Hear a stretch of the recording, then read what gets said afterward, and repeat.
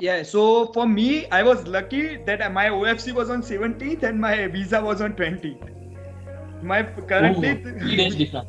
yeah, but that was also lucky. My friends who got the dates right now, their OFC was on 17th, 18th to 20th, and their visa date is 9th, 10th December. Oh my God, that's like so you have to go again Yeah, to your original OFC place. yes. Oh my God. Hi everyone, this is Vatsal Rawal and welcome to another video on my YouTube channel. आज हम बात करेंगे रुशिल पटेल से। रुशिल ने अभी अभी अपना F1 visa interview दिया है बॉम्बे कॉन्सुलेट में। वो यूएसए में एज एन F1 स्टूडेंट आ रहे हैं। इस वीडियो में हम रुशिल से ये बात जानने की कोशिश करेंगे कि ड्यूरिंग कोविड उनका F1 स्टूडेंट का इंटरव्यू कैसा रहा, क्या क्या चैलेंजेस थे और क्या वीज़ा कॉन्सुलेट्स इनफ प्रिकॉशंस ले रहा है ड्यूरिंग कोविड। तो चलिए देखते हैं ये वीडियो को और ये वीडियो पूरा तक देखें। बहुत सारे इंपॉर्टेंट टॉपिक इसमें कवर किए हुए हैं। चलिए। Hey everyone, today we have Rushil Patel with us. He is going to join Syracuse University for spring 2021, and today we are going to know his experience during COVID for United States. So, Rushil, why don't you start with your introduction? Thank you, Vatsal. Thank you for inviting me. So I would like to say that the experience right now is totally different from the regular visa experience, first of all, because of the COVID and all this delay that happened and everything.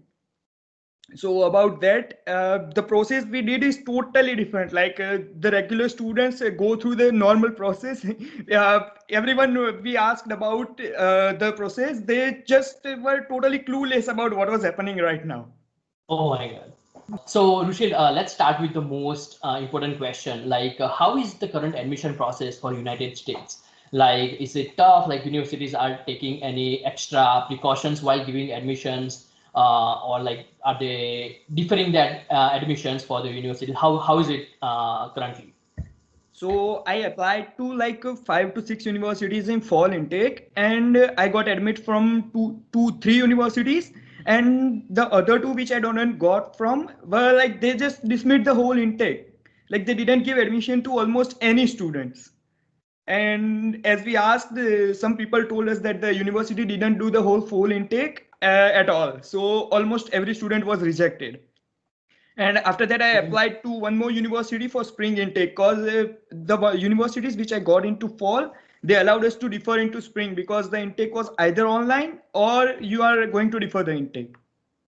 Okay, okay. What were the universities which did not take any fall intake? It was like SFSU, San Francisco State University, and San Diego State University. SDSU. Yes. Okay. Okay. And you applied to them on for fall and you did not get into them. Yeah. So you have to apply it again. Okay. Okay. Okay. So that's a pretty big challenge, I think, right now, right? And how is it the situation right now? Like, are they accepting applications for spring and fall? Yeah, right now spring intake is like going totally normal, like every other intake. But the fall intake, the COVID was just introduced, so at that time everything was like going totally any other way. Okay, okay, okay. I think that brings us to the very important question. Like, how did you decide the university for your own application, and what was the score that you received for your competitive exams to apply into these universities? So my GRE score was 311. I got 169 in quant and 142 in verbal and 3.0 in AWA. And in IELTS I had 7.5 bands. 8.5 in listening, 8 in reading, 7 in speaking, and 6 in writing. And Okay. my university GPA was a bit low. It was 7.9. How many universities did you apply, and how many universities you got into? I applied to total 6 universities, and I got into 3 of them, which were Northeastern University, Arizona State University, and Syracuse University. But in Northeastern, I applied to AI program, and I got into Enterprise Intelligence program. Okay. So it was a bit too detailed. So, and in Arizona, I got into IT. So I didn't wanted to take that. I wanted to go for CS. So Syracuse was the best choice. And in Syracuse, I also got 20% scholarship as well. Oh, in Syracuse? Yeah. Okay, okay. And for your entire course? Yeah, tuition fees 20%. Okay. That's pretty good, I think. As long as I think many universities suffered during last fall while they were doing admissions, and I think they had very less income at that point. So I think they are trying to attract more students at Yeah. this point. Okay. Let's talk about your visa experience, and by visa experience I mean how was it while you were booking dates for visa? I think it was pretty competitive to book a visa date at this point.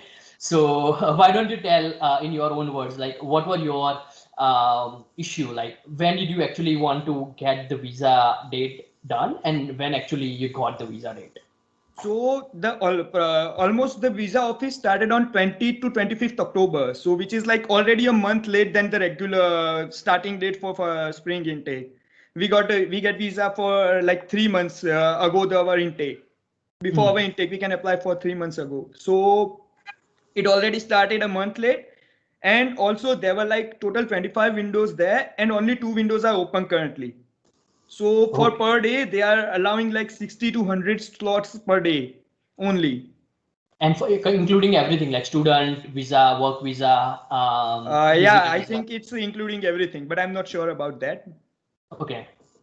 But there are like we have a Telegram group for just Mumbai Consulate, and which is like 2,500 members already in there. Already. And if Okay. you and nobody, like there are still 1,000 to 1,500 people who haven't got dates yet. For their spring admissions. Yeah, and the whenever the dates and the slot for the dates are announced, it's like gone in like 60 seconds to 2 minutes maximum. Oh my God. So how do you Sometimes, know like how to book visa slots and when is it available? And is there any limits that you can check that visa consulate availability in a day? yeah, the website limits you only for 3 logins per day, and after half an hour, it already automatically logs you out of the website. But Okay. so it's so people created a Telegram group for which some, if I check the date, if it is available or not, I would message in the group that it is not available, and whenever Hmm. it is available, I will send go, so everyone would go log in and check it out. Oh my God, that's a big challenge, I think, and I'm still worrying like how they are going to manage Yeah, this visa situation moving forward. Because what if some students would not get their visa dates for spring admissions? I think it will be a big trouble for them. I think they might have to defer their admission for their to admission as well. another So what intake. some students are doing, they are getting dates for March and they are putting emergency request, but almost everyone's request is rejected right now. Because everyone is putting the emergency request, so it's Everyone is like putting your emergency request, so they are there's no rejecting sign almost of everyone. emergency Hmm. right now. Okay, I It's think that's totally like pretty. right now. It's totally luck based if you will get a date or not. Because even if you go and there when you see it's gone, but if you book the slot for 9:30 and there are only three, like 5 to 10 slots for 9:30 time, and if someone there are already people applying for that slot, you will not get the slot totally. Oh my God, that's scary. Okay. And are the visa dates available like for every day or like every day? You say that you mentioned that it will be open for 1 to 2 hours or probably. No, no, So no, is no. it like every day? No, it's not like it's totally random. It will open at any time, at any point. When I started checking the dates for like 4 to 5 days, none of the dates open for any Mhm. consulate. Like Mumbai, Delhi, none of the dates were open. Currently, students are doing like if I am staying in Gujarat, so I will mostly look for the Mumbai date. But right now, what we are doing is even if I get Delhi date, I am going to go to Delhi for visa. So the current motive is to get visa date Just get the wherever dates. it is. Like there were two guys in front of me in OFCQ. They were from Kerala, and they had their Oh, OFC in Bombay, and one guy had the interview in Delhi, and one guy had interview in Hyderabad. oh, okay. OFC at different dates and at different date and place, and the interview was at The different place. visa was on in different date. Okay, oh Yeah. my God. And are they taking any precautions like when you enter the visa consulate? Are they taking any precautions or they are mandating the mask or they are giving out the sanitizers? How is it? Yeah, they are giving out sanitizers to everyone. Like mask is mandatory for to enter in every office, and they also check the temperature. So if it's high, Okay. you are not allowed. And Okay. currently, right now in Mumbai, there is a rule that if you land from a flight or a train, you have to carry a COVID test, which is taken 72 hours before, and it shouldn't be a rapid test. It needs to be a fluid blood test. Okay. Getting it. So you have to arrive in Mumbai at least 3 days earlier. No, no. So I am arriving on Mumbai on first, so I had to take a test on 30th or 29th. Okay. And that test you can take it anywhere in your own city also. Yeah, yeah. Okay. That makes sense. Hmm. So I think Rushil, that was a pretty good information. Let's move to more detailed visa interview questions, right? Like how was your visa interview? And can you please start with what was the question you were asked and what was the answer that you gave? So my visa interview was comparatively small comparing to other people. Like it is like 3-4 minutes interview for almost everyone, and they just asked me 3 questions. So the first was, how are you going to fund your education? So I told them we have total assets of XX crores, and out of which YY crores are set aside for specially for my education, and which will be enough to cover my expenses. And in those assets, I mentioned that they are liquid and immovable assets combined. Okay. And what is the requirement for assets? Like if your, let's say your fees are, let's say 50 lakhs for your education, is there any minimum or maximum requirement that you have to meet? Like let's say your your education fee is 50 lakhs. Do you have to have assets and everything combined, 1 crore or 1.5 crore? Is it any limit for that? So exactly there is no limit as mentioned anywhere, but in I-20 they mention your 1 year fee and 1 year living expenses. So to get the I-20, you need to provide your financial documents, which proves that you have that much funds available for your first year expenses. Okay. And I think while you go to the visa interview, they already know that you have proven that. Yeah. So that's why they will not ask many questions. Yeah. Okay. What was the second question, Ruchi? Secondly, they asked me about my internship. Did you do any internship? But we fill it in the DS-160 form about our work experience. So they already knew I had internship. So she just asked me, "You have internships, right?" And I said, "Yeah, I have 2 internships." Then she asked me about GRE exam. Did you give GRE? I said, "Yeah, my score is 311." Okay. And then that was the last question was, how are you going to quarantine yourself there?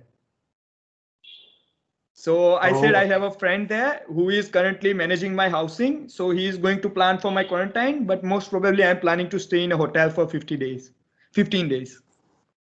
okay. I think that's a pretty good answer, right? Once you reach here and you will like separate yourself from other students, Yeah. which are already probably going to work and their classes. So I Okay. think they are mainly looking for that you are not staying in the university for that quarantine period. You can stay outside somewhere in house or hotel anywhere, but you are not staying on the university campus. That's all they are looking for. Okay, makes sense because there will be probably more students already living there, Yeah. right? And you might infect them. I think it was a pretty easy interview for you, right? Yeah. I think they are Yeah, sure, trying to sure. move so fast rather than keeping people in a line and like giving more opportunities of getting infection, Yeah, so right? what I noticed from other people's experience as well, that the students who have scholarships are asked only 3 to 4 questions, and they are like this same question: how are you going to fund your education? Almost every student with scholarship is asked first this question, and then they only ask 2, 3 like formality questions. Other questions, okay. Yeah, And yeah, I think yeah, as long as you have gotten the scholarship, that means you are like a pretty good candidate for the university and United yeah, States. So it's already proven, and I think that's why they will like be happy to make you, give you the visa and welcome you to the United States. yeah. Okay. So how was your visa experience? Like, was it like your fingerprint was today and next day was your visa interview, or is it like irrelevant? Like you have to have like right now during COVID, like do you have any gaps in between dates? How is it? Yeah, so for me, I was lucky that my OFC was on 17th and my visa was on 20th. My Oh, currently 3 days different.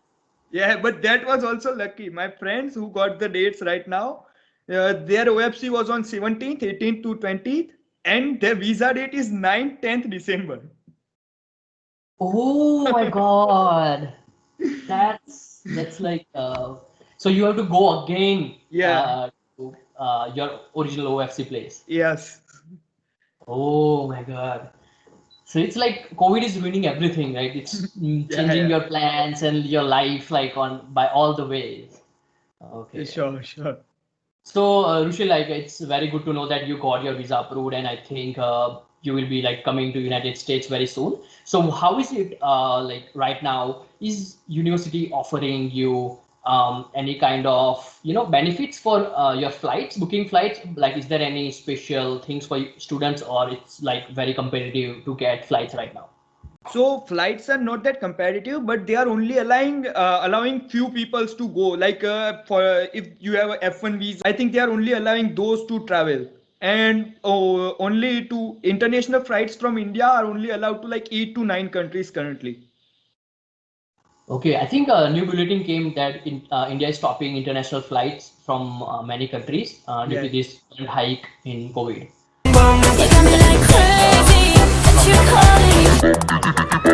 Yeah. So tickets are already. Oh my God, how much did you book your ticket for? Did you book already? Uh, no, I am planning to book it today or tomorrow, but it's like 50 to 70,000 for single way ticket. Oh, okay. I think that's probably in the range, but I think sometimes you get cheaper tickets as well.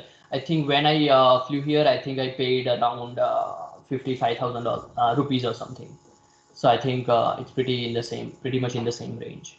Okay, I think Rushil, I think that was a pretty great interview, and I think that was a pretty good information that you gave to all of us. And I think it's pretty easy to understand how this COVID is impacting you and plan ahead, right? I Yeah. think many students are still struggling to get that visa date, Dates. and I think it's pretty challenging right now. Yeah. So, Rushil, thank you so much for joining us. Yeah. Thank you for inviting, Vatsal. No problem. Thank you so much, Rushil. Bye. Bye. You got me like crazy, what you calling?